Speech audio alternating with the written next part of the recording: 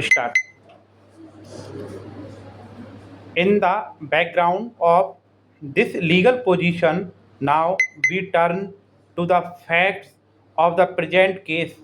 The appellant was under suspension from 15 March 1999 to 21 April 1999. On attaining the age of superannuation, he retired from services of the Respondent Corporation on 1st January 2000. The learned single judge, after considering the rival contentions, disposed of the writ petition, issuing directions to the Respondent Corporation to settle the full salary and allowances for the period of suspension. It is clear from what is extracted above from the order of learned single judge that interest on delayed payment of gratuity was denied only on the ground that there was doubt whether the appellant was entitled to gratuity, cash equivalent to leave, etc. In view of divergent opinion of the courts during the pendency of inquiry, the learned single judge having held that the appellant was entitled for payment of gratuity was not right in denying the interest on the delayed payment of gratuity, having due regard to section 7 of the act. It was not the case of the respondent that the delay in the payment of gratuity was due to the fault of the employee and that it had obtained permission in writing from the controlling authority for the delayed payment on that ground. As noted above, there is a clear mandate in the provisions of Section 7 to the employer for payment of gratuity within time and to pay interest on the delayed payment of gratuity. There is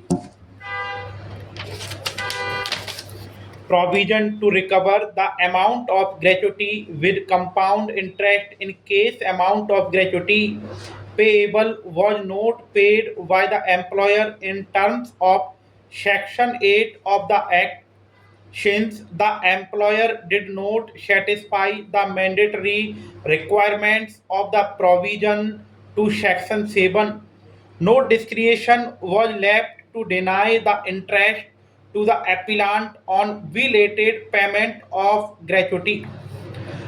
Unfortunately, the division bench of the High Court, having found that the appellant was entitled for interest, declined to interfere with the order of the learned single judge as regards the claim of interest on delayed payment of gratuity only on the ground that the discretion exercised by the learned single judge could not be said to be arbitrary. In the first place, in the light of what is stated above, the learned single judge could not refuse the grant of interest exercising discretion as against the mandatory provisions contained in section 7 of the act.